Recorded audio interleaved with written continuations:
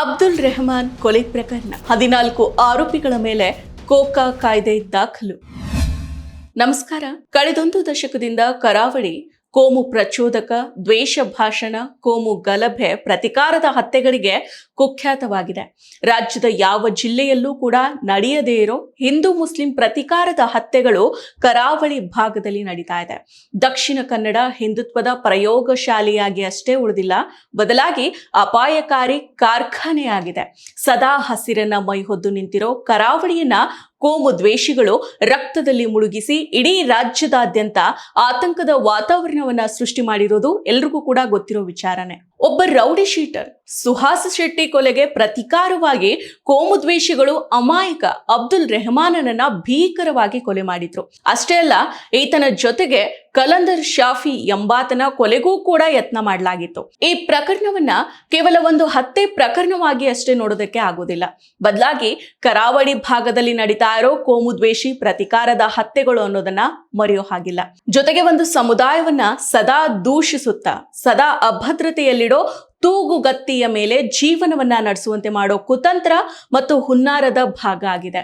ಹೌದು, ದಕ್ಷಿಣ ಕನ್ನಡ ಜಿಲ್ಲೆ ಬಂಟ್ವಾಳ ತಾಲೂಕಿನ ಕುರಿಯಾಳ ಗ್ರಾಮದ ಈರಾಕೋಡಿ ಎಂಬಲ್ಲಿ ಮೇ 27ರಂದು 32 ವರ್ಷದ ಆಟೋ ಚಾಲಕ ಅಬ್ದುಲ್ ರೆಹಮಾನ್ ಅನ್ನೋ ಅಮಾಯಕ ಯುವಕನನ್ನ ಭೀಕರವಾಗಿ ಕೊಲೆ ಮಾಡಲಾಗಿತ್ತು.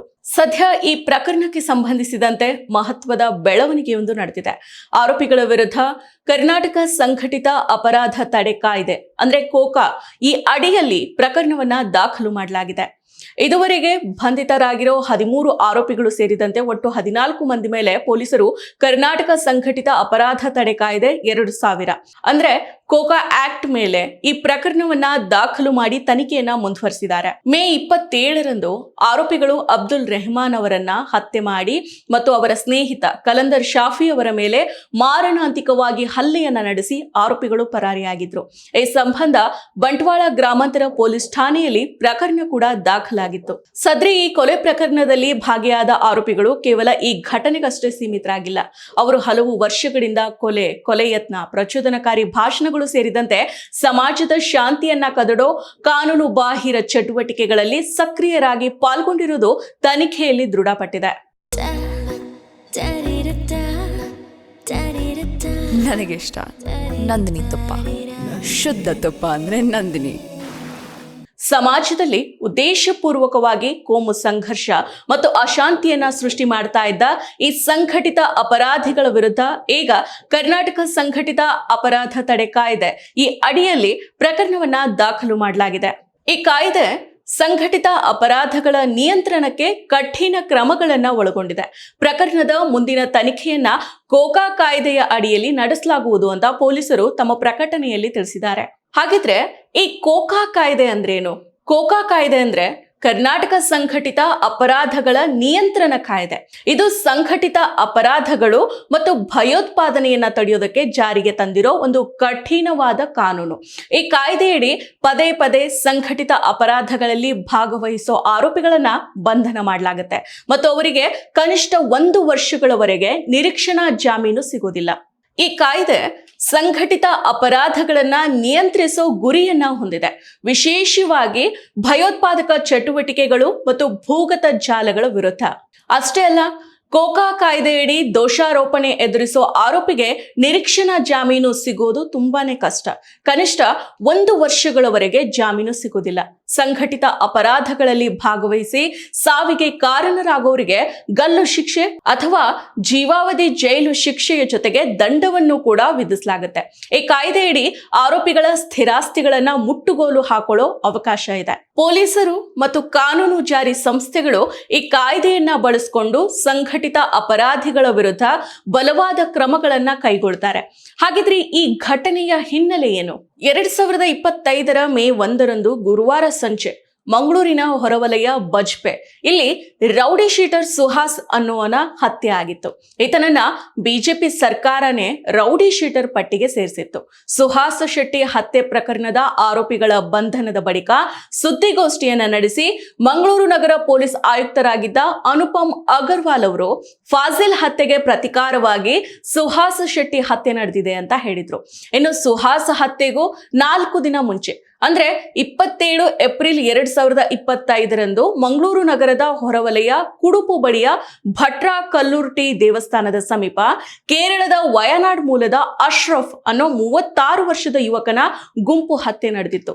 ಅದು ಕೂಡ ಆತ ಮುಸ್ಲಿಂ ಅನ್ನೋ ಕಾರಣಕ್ಕೆ. ಇನ್ನು ರೌಡಿ ಶೀಟರ್ ಸುಹಾಸ್ ಶೆಟ್ಟಿ ಹತ್ಯೆಗೆ ಪ್ರತಿಕಾರ ಬೇಕು ಅಂತ ಹಲವರು ಕರೆಯನ್ನ ಕೊಟ್ಟು ಪ್ರಚೋದಿಸುತ್ತಾ ಕೋಮುದ್ವೇಷಿ ಭಾಷಣವನ್ನ ಮಾಡ್ತಾ ಇದ್ರು.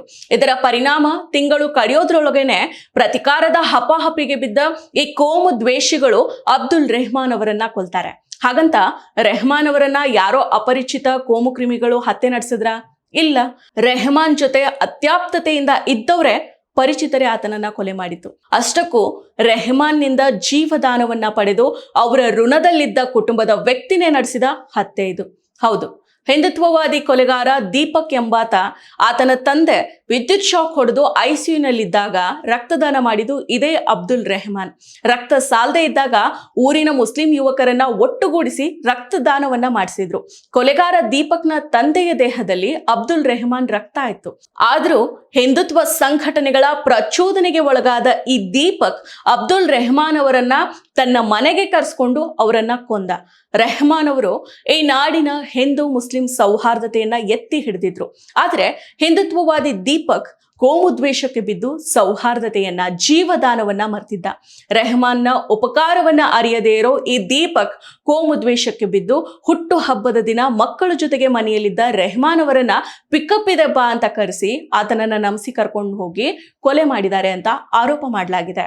ಈ ಹಿಂದೆ ಪ್ರವೀಣ್ ನೆಟ್ಟಾರು ಹತ್ಯೆಗೆ ಪ್ರತಿಕಾರವಾಗಿ ಸುರತ್ಕಲ್ನ ಫಾಜಿಲ್ನ ಹತ್ಯೆ ಮಾಡಲಾಗಿತ್ತು. ಅದೇ ರೀತಿಯಲ್ಲೇ ಅಬ್ದುಲ್ ರೆಹಮಾನರನ್ನ ದುಷ್ಕರ್ಮಿಗಳು ಕೊಂದಿದ್ರು.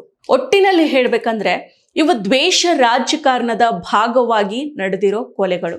ಅಷ್ಟೇ ಅಲ್ಲ, ಧರ್ಮಗಳ ನಡುವೆ ದ್ವೇಷವನ್ನ ಹುಟ್ಟು ಹಾಕ್ಲಿಕ್ಕೆ, ಸಾಮರಸ್ಯ ಕದಡೋದಕ್ಕೆ ನಡೆಸಿದ ಷಡ್ಯಂತ್ರಗಳಿವು. ಅದಕ್ಕಾಗಿ ರೆಹಮಾನರಂತಹ ಅಮಾಯಕರನ್ನ ಬಲಿ ಪಡೆದಿದ್ದಾರೆ. ಇದರಿಂದ ರಾಜ್ಯದಲ್ಲಿ ಅರಾಜಕತೆಯನ್ನ ಹುಟ್ಟುಹಾಕಿ ಕೋಮು ದ್ವೇಷವನ್ನ ಬಿತ್ತೋದಕ್ಕೆ ನಡೆಸಿರೋ ಕೃತ್ಯ ಆಗಿದೆ.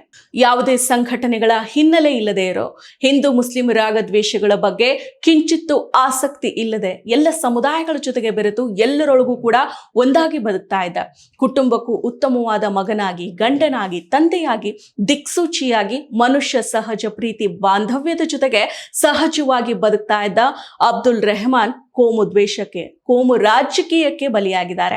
ಆದರೆ ಕೊನೆಗೂ ಅಬ್ದುಲ್ ರೆಹಮಾನ್ ಪ್ರಕರಣದಲ್ಲಿ ಬಂಧನವಾಗಿರೋ ಆರೋಪಿಗಳ ವಿರುದ್ಧ ಕರ್ನಾಟಕ ಸಂಘಟಿತ ಅಪರಾಧ ತಡೆ ಕಾಯ್ದೆ ಅಡಿಯಲ್ಲಿ ಪ್ರಕರಣ ದಾಖಲಾಗಿದೆ. ಈ ಸಾವಿಗೆ ನ್ಯಾಯ ಸಿಗಬೇಕಾಗಿದೆ. ಕೋಮು ದ್ವೇಷಕ್ಕೆ ನಡೆಯೋ ಗಲಾಟೆಗಳು, ಕೊಲೆಗಳು ಇನ್ನಾದ್ರೂ ಕೂಡ ನಿಲ್ಬೇಕಾಗಿದೆ. ಅಬ್ದುಲ್ ರೆಹಮಾನ್ ಅವರ ಸಾವೇ ಕೊನೆಯಾಗಬೇಕಾಗಿದೆ. ಮತ್ತಷ್ಟು ವಿಶೇಷ ವಿಡಿಯೋಗಳನ್ನು ನೋಡಲು ಮತ್ತು ಹೊಸ ವಿಡಿಯೋಗಳ ಬಗ್ಗೆ ತಿಳಿಯಲು ಈ ದಿನ .com ಯೂಟ್ಯೂಬ್ ಚಾನೆಲ್ ಸಬ್ಸ್ಕ್ರೈಬ್ ಮಾಡಿ ಮತ್ತು ಬೆಲ್ ಐಕಾನ್ ಕ್ಲಿಕ್ ಮಾಡಿ.